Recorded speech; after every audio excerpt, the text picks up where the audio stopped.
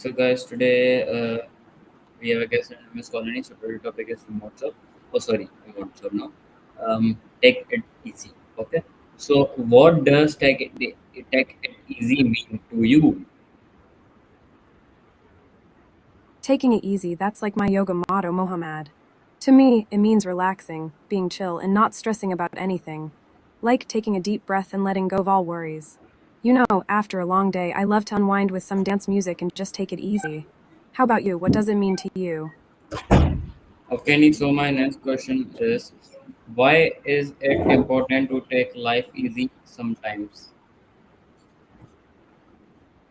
That's a great question, Mohammad.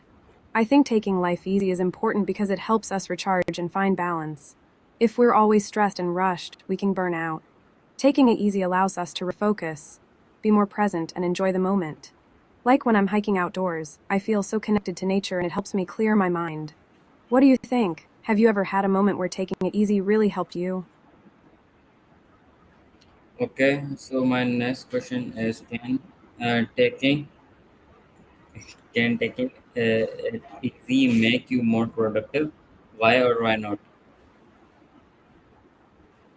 I think taking it easy can actually make us more productive in the long run. Mohammad. When we're not stressed and overwhelmed, our minds can focus better and we can prioritize tasks more efficiently. It's like when I take a break and do some yoga, I come back to my art projects with a fresh perspective and more energy.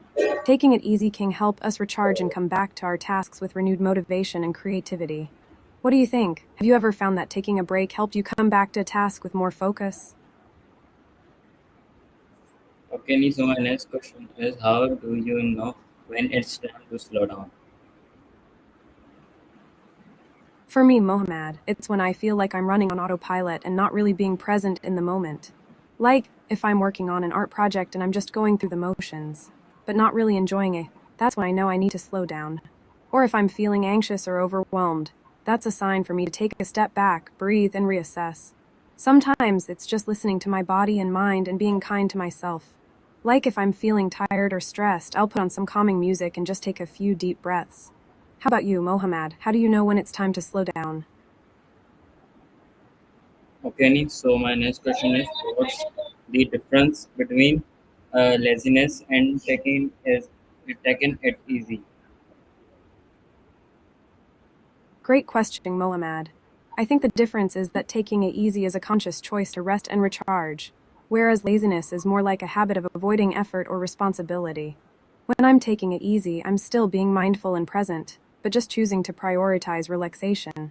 But when someone's being lazy, they might be avoiding tasks or responsibilities and not really taking care of themselves. Does that make sense? It's like taking a break to play video games can be taking it easy, but playing video games all day to avoid work is laziness. Okay, so my next question is, how does stress affect your daily life?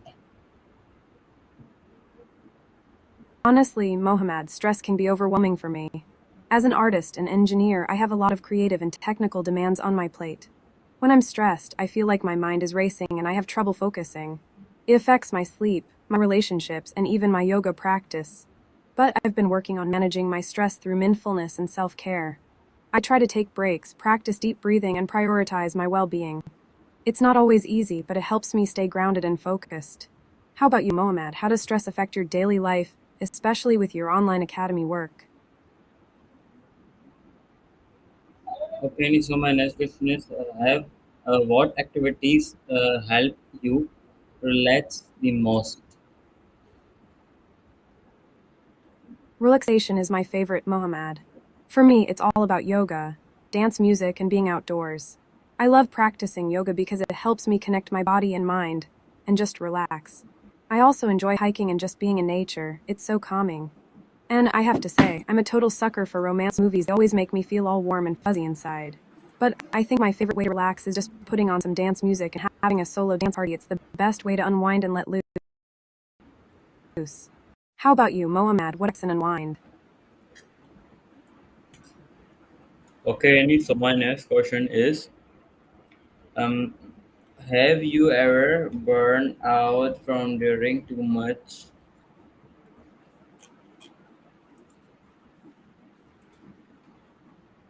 Yes, Mohammad, I have definitely burned out before. As an art and engineering student in Florence, I used to push myself too hard and neglect my own well being. I'd spend hours working on projects and then feel exhausted and drained. But I learned that it's so important to listen to my body and take breaks. Now I prioritize self care and make time for activities that bring me joy and relaxation.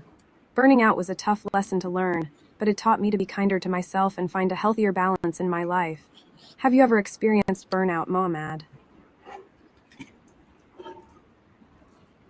Okay, so my next question is, have you ever, what are your top three stress relief techniques? Mohammad, my top three stress related techniques are definitely yoga, deep breathing, and walking outdoors. Yoga helps me connect my body and mind and just relax. Deep breathing is something I can do anywhere and it really helps calm my nerves. And walking outdoors, whether it's in a park or in my neighborhood, helps me clear my mind and feel more grounded. I find that when I'm feeling stressed, taking a short walk outside can really help me shift my perspective and feel more centered. How about you, Mohammad? What are your go to stress reducing techniques? Okay, so my next question is, um, how do you calm your mind during situation? To calm my mind, Mohammad, I use a combination of techniques. I clench and release my fists to relieve stress, and I also use soothing grounding techniques like rubbing my palms together. I remind myself of self compassion statements like I am safe in this moment. I also practice meditation and mindfulness to quiet my mind and focus on the present. If my mind starts to wander, I gently bring it back to the present moment. Additionally, I try to limit overthinking and restless thoughts by focusing on my breath and letting go of worries and fears. It's all about finding what works for me and being kind to myself in the process. Okay, so my next question is, can you tell success in life while taking it easy? Mohammad, I think success and luck can definitely play a role while conducting a degree. For me, success was a combination of hard work, dedication, and a little bit of luck. I was lucky to have amazing professors and mentors who guided me through my art and engineering programs in Florence. But I also put in a lot of effort to learn and grow, and that's what ultimately led to my success. I think luck can open doors, but it's up to us to walk through them and make the most of the opportunities. And, of course, having a positive mindset and being open to learning from failures also helps. How about you, Mohammad? What do you think about the role of success and luck in achieving your goals? Okay, my next question is, um, uh, is it possible to be calm and ambitious at the same time? Mohammad, I think it's totally possible to be calm and ambitious at the same time. In fact, I believe that being calm and centered can actually help you achieve your ambitions more effectively. When you're calm, you're able to think more clearly, make better decisions, and stay focused on your goals. Ambition can sometimes drive us to be overly stressed or anxious. But if we can find a way to balance that ambition with calmness and mindfulness, I think we can achieve great things. For me, it's about finding that balance between pushing myself to achieve my goals and taking care of my own well being. Does that make sense?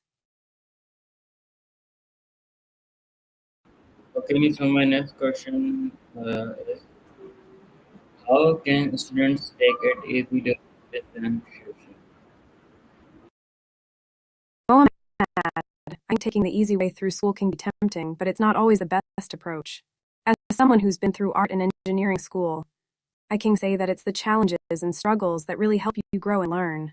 That being said, I do think there are ways to make school more manageable and less stressful. For me, it's about finding ways to stay organized, prioritizing my tasks, and breaking down big projects into smaller, more manageable chunks. I also made sure to take breaks and practice self care, whether that was going for a walk, doing some yoga, or just taking a nap. And of course, asking for help when I needed it was huge, whether it was from professors, classmates, or mentors. What do you think, Mohammad? What are some ways you've found to make school more manageable? Okay, so my next question is, sorry, sir. Okay, so where is the first line?